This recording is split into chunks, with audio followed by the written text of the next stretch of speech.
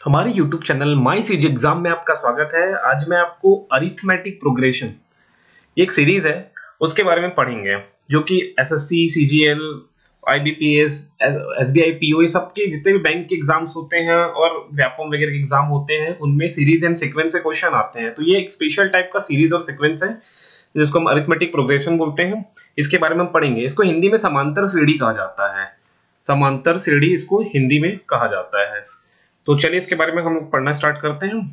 अगर अभी तक आपने हमारे चैनल को सब्सक्राइब नहीं किया है तो इसे जरूर सब्सक्राइब कर लें। ये हमारा फेसबुक पेज है, आप इसे लाइक कर सकते हैं। तो जो हम लोग पढ़ने वाले हैं अरिथमेटिक प्रोग्रेशन के बारे में, इससे पहले मैं थोड़ा सीरीज और सीक्वेंस के बारे में आपको बता दूं।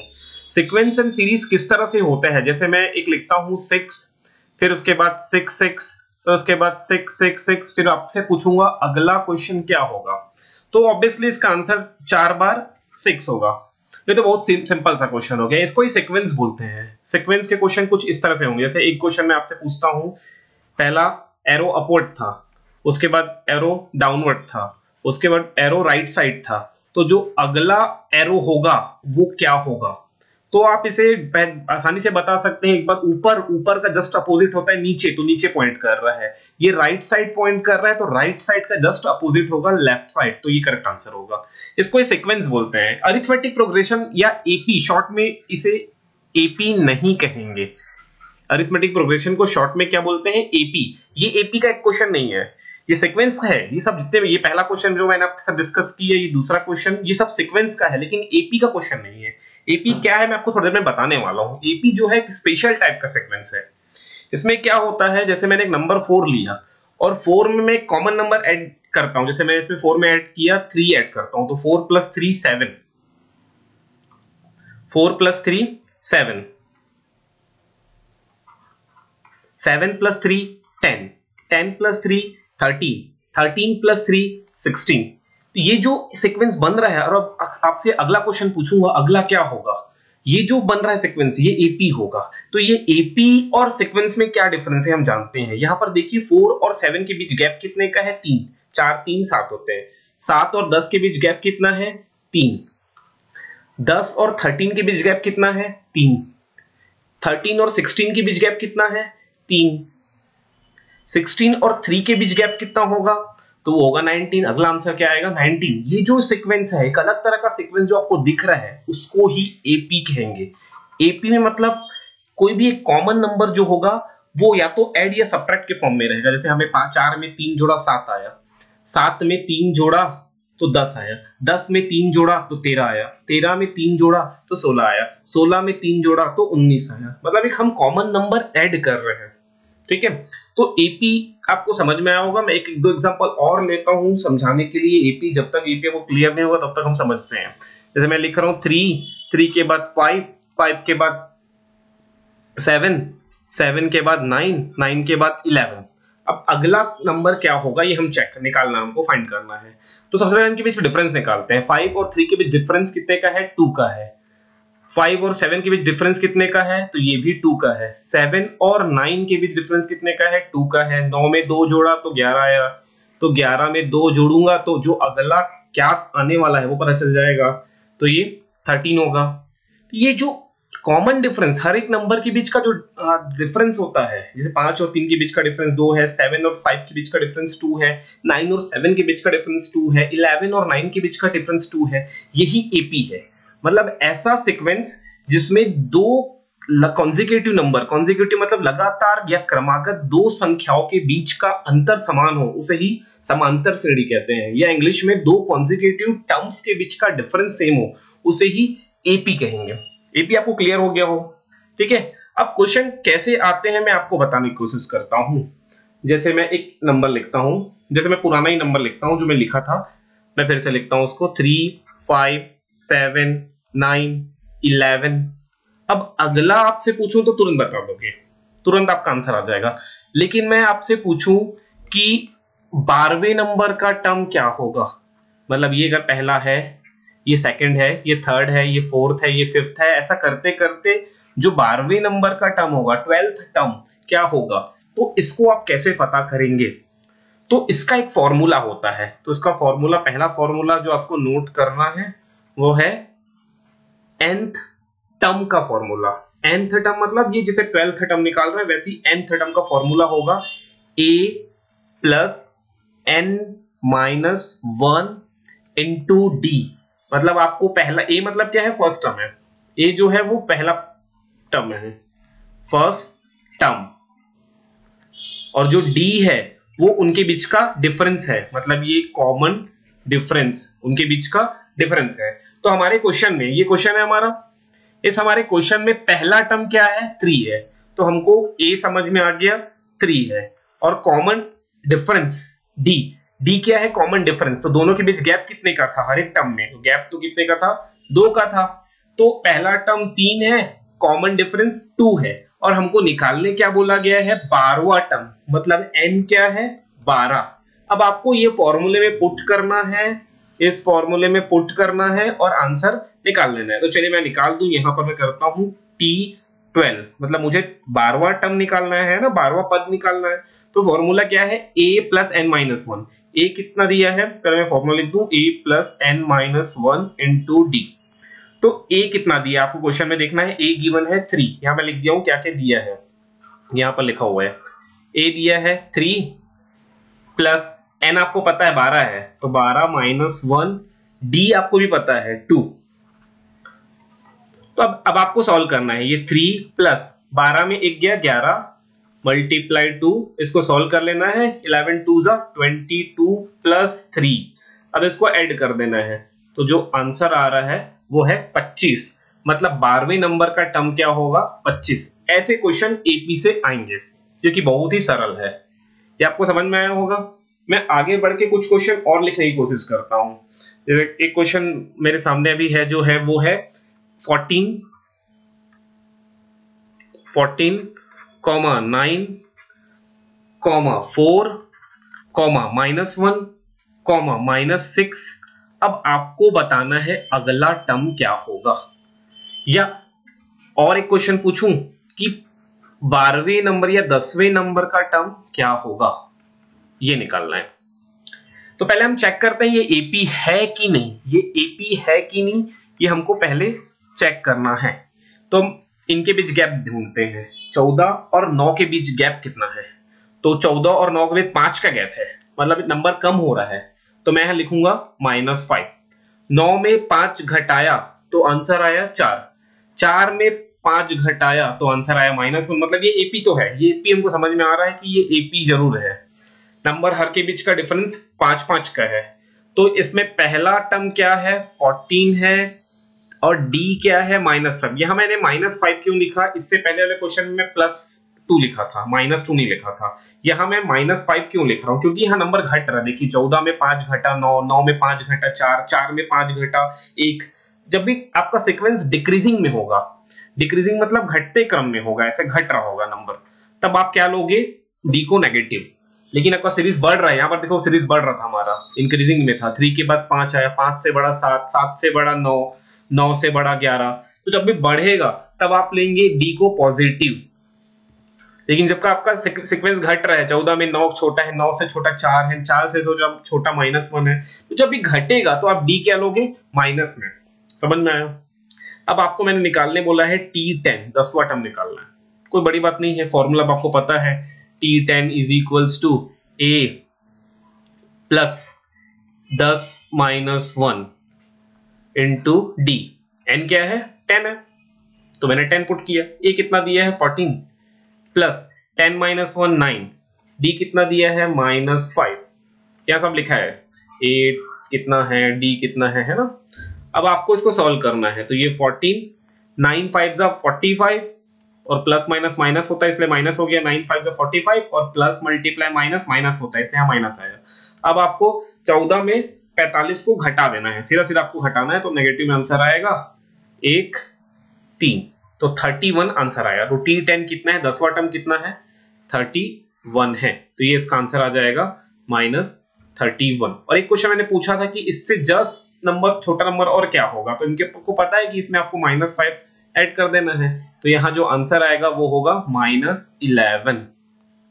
ये समझ में आया आपको, ये एपी है, सिंपली एपी ऐसा ही होगा। इसमें कुछ वर्ड प्रॉब्लम आ सकते हैं, और अलग तरह के सीक्वेंस, थोड़े कठिन सीक्वेंस भी आ सकते हैं। जैसे मैं आपसे क्वेश्चन पूछता हूँ, ये भी थोड़ा इजी ही है, ज्यादा टफ नहीं है, लेकिन आपको इसको बनाना है 4, 4.5, 5, 5.5, 6 एंड सो ऑन, ऐसा है। इसमें आपको 105 नंबर का टर्म निकालना है, ये आपको फाइंड करना है। तो पहले चेक करिए एपी में है कि नहीं, चेक करते हैं। 4 के बाद 4.5 है, मतलब 4.5 है, 4.5 के बाद 5 है, 5 के बाद 5.5 है, 5.5 के बाद 6 है, मतलब हर एक टर्म में आधा आधा जुड़ रहा है। समझ में आपको, आधा जुड़ रहा है, मतलब 4 में आधा जोड़ा तो 4.5 हो जाएगा, 4.5 में आधा फिर जोड़ दिया तो 5 हो गया, 5 में आधा जोड़ दिया तो 5.5 हो गया, है ना। मतलब कॉन्सेप्ट आपको समझ में आया किस तरह से ये आधा नंबर जुड़ रहा है। ये आपको ऐसे समझ में नहीं आया तो ऐसे मैं लिखूं तो और अच्छा समझ में आएगा। 4, 4.5, 5, 5.5, 6, 6.5, इस तरह से नंबर आ रहा है। मतलब हर एक में जो डिफरेंस है वो 0.5 का है, या फिर मैं बोलूं आधा का है, जैसा भी आप समझे। तो चलो इसको सॉल्व करते हैं। तो इसमें ये एपी तो है क्लियरली, हमको समझ में आ गया कि ये एपी का क्वेश्चन है। तो यहाँ पहला टर्म दिया है 4, मतलब पहला पद जो है ए जिसको हम बोलते हैं वो 4 है, और कॉमन डिफरेंस जिसको हम डी बोलते हैं वो 0.5 है, 0.5 ऐड या सब्ट्रैक्ट हो रहा है, या इसी को अपन बोल सकते हैं आधा, 1/2 हाफ।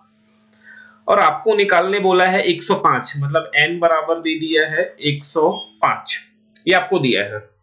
तो चलिए निकालते हैं, इसको भी आसानी से हम निकाल सकते हैं वही फॉर्मूले से। T105 equals to a plus 105 minus 1 into D.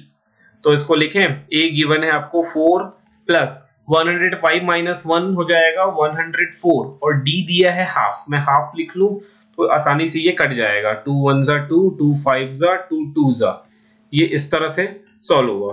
अब 4 में 52 को ऐड करना है, तो ऐड कर दोगे तो 4 और 2 6 हो जाता है, तो 56 इसका आंसर आएगा।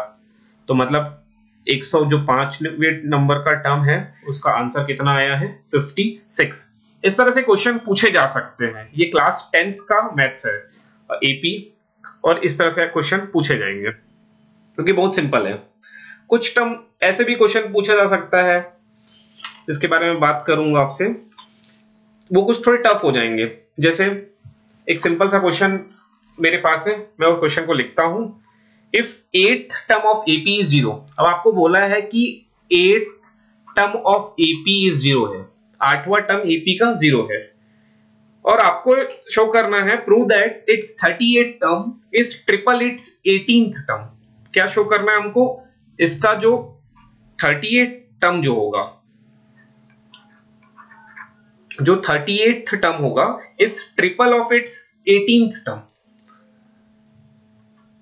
Triple of its 18th term, ये शो करना है, ये चेक करना है कि ये है कि नहीं।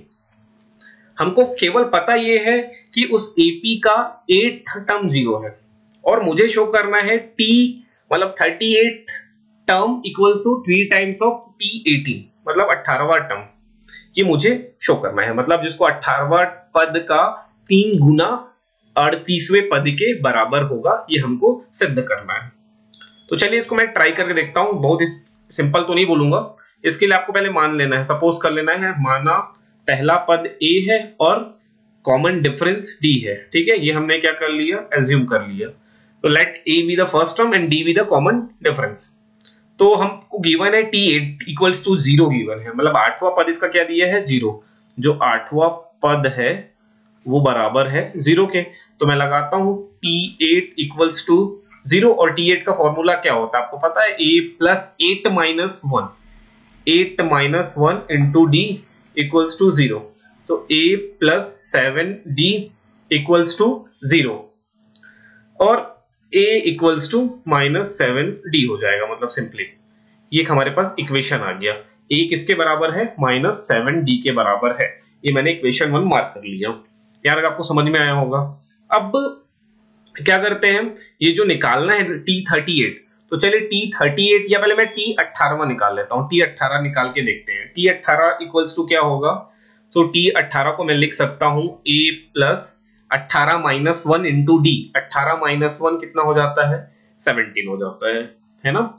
और ए का वैल्यू कितना है, -7d है, तो यहाँ पर ए के प्लेस में क्या रख देंगे हम, -7d, यहाँ पर जो निकाल के हमने रखा है। तो ए के प्लेस में लिखा मैंने -7d प्लस 17d, तो 7 -7 प्लस 17, तो आंसर हो जाएगा 10d। इसको इक्वेशन 2 मान लेते हैं। अब हम निकालते हैं T38। T38 का फॉर्मूला भी वही होता है, a प्लस 38 माइनस 1, तो हो जाएगा 37d। a की वैल्यू आपको इक्वेशन 1 से फिर पुट करना है, कितना दिया है, 7d, -7d, तो यहाँ रखिए -7d प्लस 37d, -7 में 37 कम कर दीजिए, तो आंसर कितना हो जाएगा, 30d। मतलब 38 टर्म किसके बराबर है, 30d। अब इसको मैं ऐसे लिख सकता हूं क्या, 3 इंटू 10d, 10 गुणा 3 30 ही होगा, आंसर 30 ही आएगा ना। इसको ऐसे लिख सकते हैं।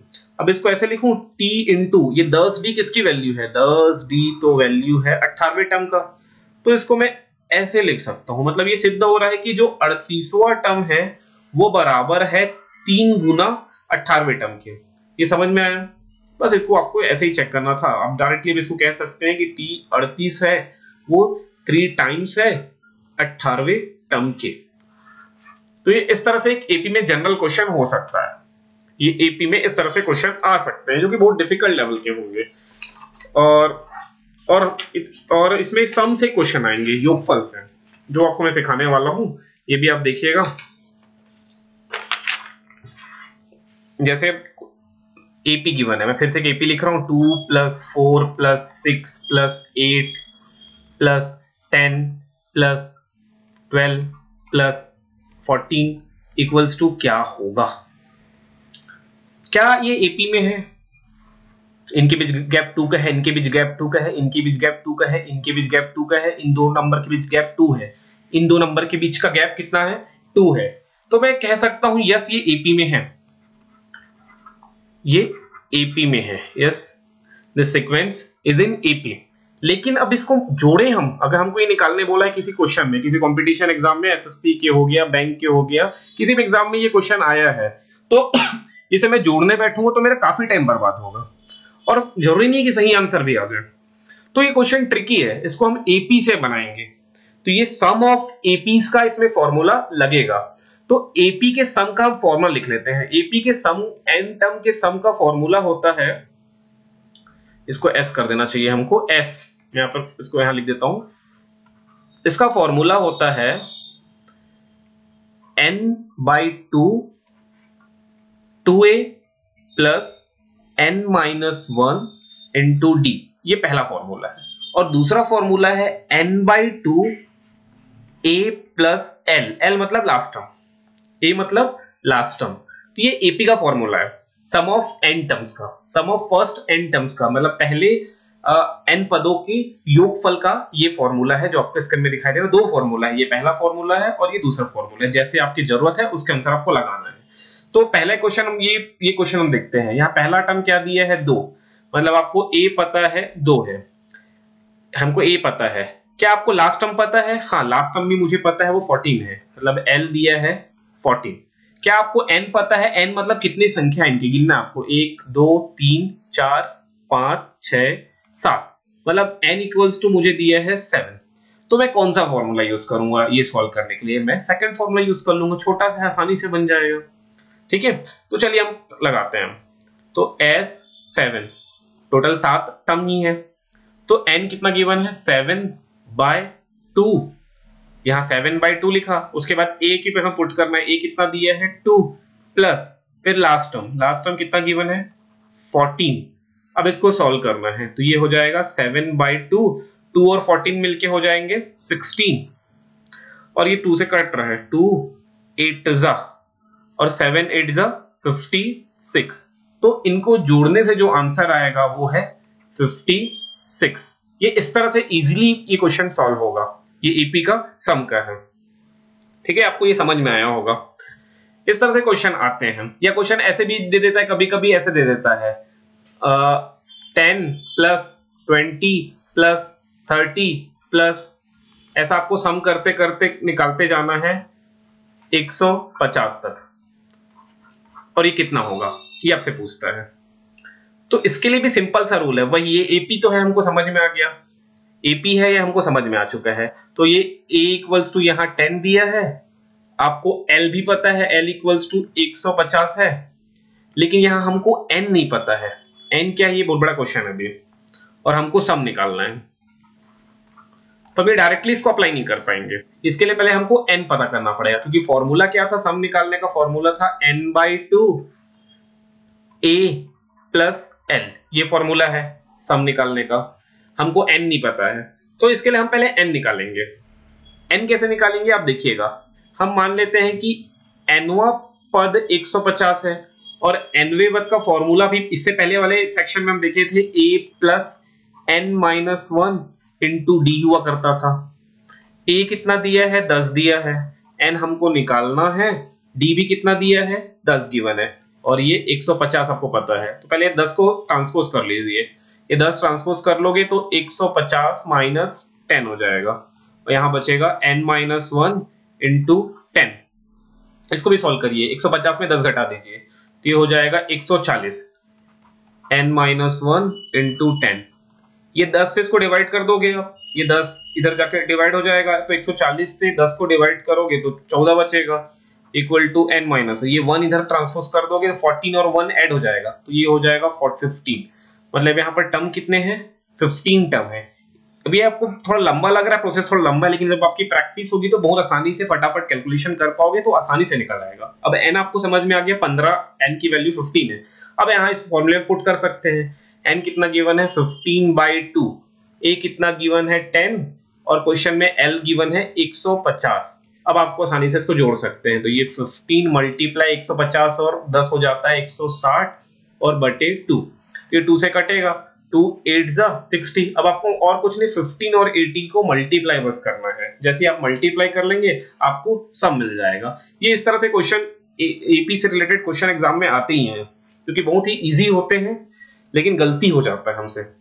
ठीक है, तो आपको गलती नहीं करना है, आपको प्रैक्टिस करना है, और एपी के क्वेश्चन आपसे बन जाएंगे। इसके बाद मैं एपी से रिलेटेड दूसरा वीडियो बनाऊंगा जिसमें मैं थोड़े टफ प्रॉब्लम को लूंगा।